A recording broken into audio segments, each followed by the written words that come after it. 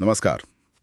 आज हम एक ऐसी शख्सियत पर बात करने वाले हैं जिन्हें शायद ही कोई ना जानता हो। मोहनदास करमचंद गांधी। जी, महात्मा, बापू, राष्ट्रपिता, कितने नाम हैं उनके। हाँ, और हमारे पास जो जानकारी है वो उनके जीवन की कहानी, उनकी यात्रा को बताती है। तो आज कोशिश रहेगी कि इस महान जीवन और उनकी सोच के सार को समझें। बिल्कुल। कैसे वो मोहनदास से महात्मा बने, है ना? सही। तो शुरुआत बिल्कुल सामान्य। 2 अक्टूबर 1869, पोरबंदर, गुजरात में जन्म। पूरा नाम मोहनदास करमचंद गांधी। पिता करमचंद गांधी दीवान थे और माँ पुतलीबाई बहुत धार्मिक। हाँ, और माँ का प्रभाव उन पर काफ़ी गहरा पड़ा बचपन से ही। पढ़ाई राजकोट में, फिर कानून की पढ़ाई के लिए लंदन गए। और फिर वापस भारत आकर मुंबई में वकालत शुरू करने की कोशिश की। हाँ, पर वो कुछ जमी नहीं बात है ना। शुरुआत में काफ़ी संघर्ष रहा। जी, यहाँ तक तो एक आम पढ़े लिखे भारतीय की कहानी लगती है। बिल्कुल। लेकिन फिर आया वो मोड़। दक्षिण अफ्रीका 1893 में गए एक केस के सिलसिले में और रह गए लगभग 21 साल, 1914 तक। ये सिर्फ विदेश जाना नहीं था। नहीं, ये तो जैसे उनकी जिंदगी की प्रयोगशाला बन गया। आपने बिल्कुल सही कहा। असल में दक्षिण अफ्रीका ही वो जगह थी जहां मोहनदास के महात्मा बनने की नींव पड़ी। वहीं उन्होंने पहली बार वो झेला जिसे हम रंग भेद कहते हैं, अन्याय को इतने करीब से देखा। वो ट्रेन वाला वाकया तो बहुत मशहूर है। हाँ, वो सिर्फ एक अपमान की घटना नहीं थी, वो उस पूरी व्यवस्था से उनकी पहली सीधी टक्कर थी।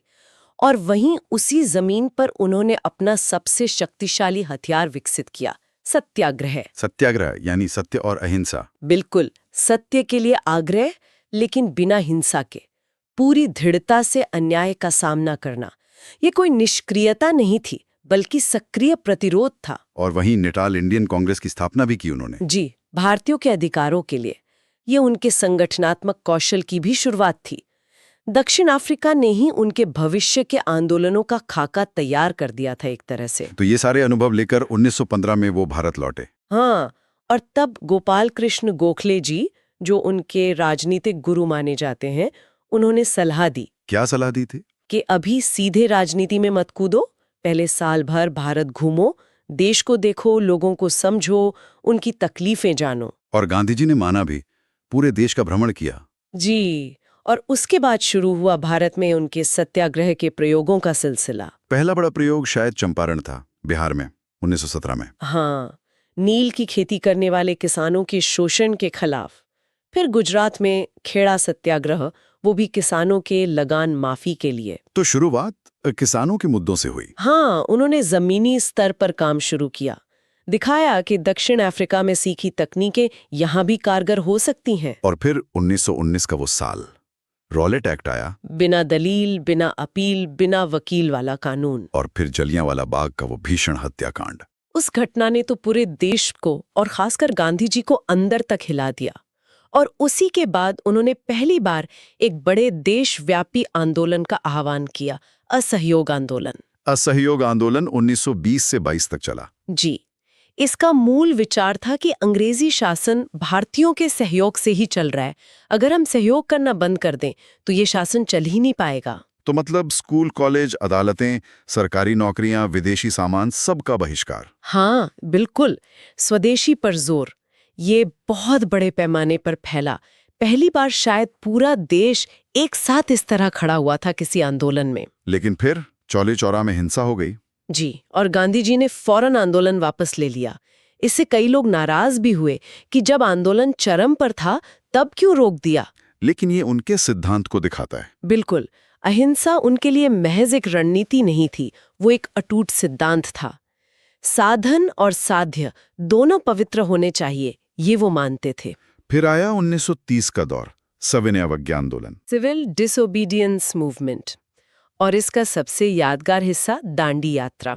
नमक पर टैक्स के विरोध में साबरमती आश्रम से दांडी तक करीब 450 मील पैदल। सोचिए, नमक जैसी मामूली सी लगने वाली चीज को उन्होंने कैसे राष्ट्रीय आंदोलन का प्रतीक बना दिया।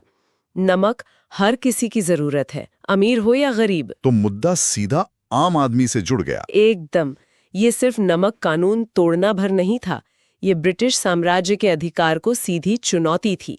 और इसने दुनिया भर का ध्यान खींचा। और इसके बाद सबसे बड़ा आह्वान 1942 भारत छोड़ो आंदोलन। जी, करो या मरो का नारा। ये दूसरे विश्व युद्ध का समय था।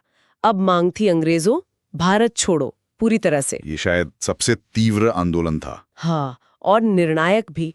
इसमें गिरफ्तारियां भी बहुत हुईं, हिंसा भी हुई कई जगह, लेकिन इसने आजादी की मांग को बिल्कुल स्पष्ट कर दिया। इन सभी आंदोलनों के पीछे, जैसा आपने कहा, उनके कुछ मूल सिद्धांत काम कर रहे थे। हाँ, और वही उनकी असली ताकत थे। सत्य और अहिंसा तो आधार थे ही। सत्याग्रह यानी सत्य पर डटे रहना। फिर स्वदेशी। स्वदेशी मतलब सिर्फ विदेशी कपड़ों का बहिष्कार नहीं। नहीं, उससे कहीं ज्यादा। ये आत्मनिर्भरता का प्रतीक था।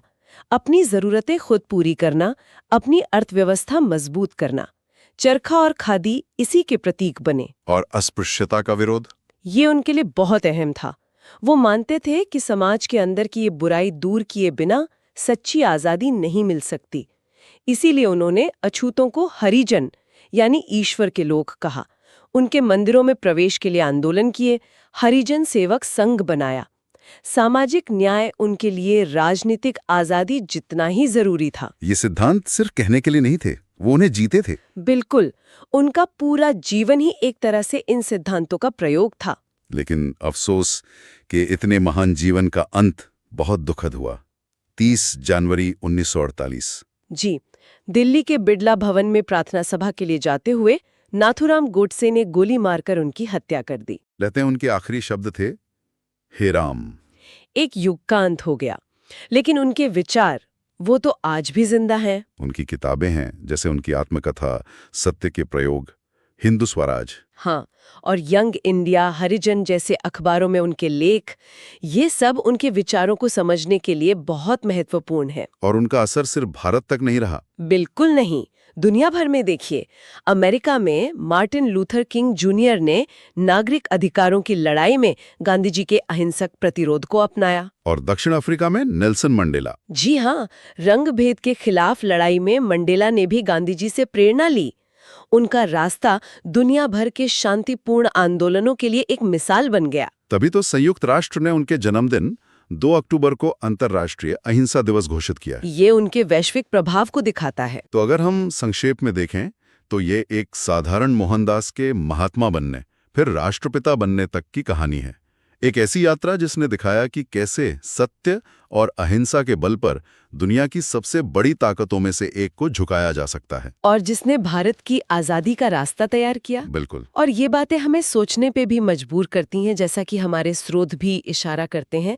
एक तो ये कि दक्षिण अफ्रीका में जो उन्होंने सीखा और अनुभव किया, वो भारत में स्वतंत्रता संग्राम की रणनीति बनाने में कितना निर्णायक रहा होगा। हाँ, ये एक अहम सवाल है। और दूसरा, शायद आज के संदर्भ में ज्यादा प्रासंगिक, कि आज जब दुनिया में टकराव और विरोध के तरीके इतने बदल गए हैं, क्या गांधी जी के वो सिद्धांत सत्य, अहिंसा, सत्याग्रह आज भी उतनी ही मायने रखते हैं? उनकी प्रासंगिकता क्या है आज? ये कुछ सवाल हैं जिन पर शायद हम सबको सोचने की जरूरत है।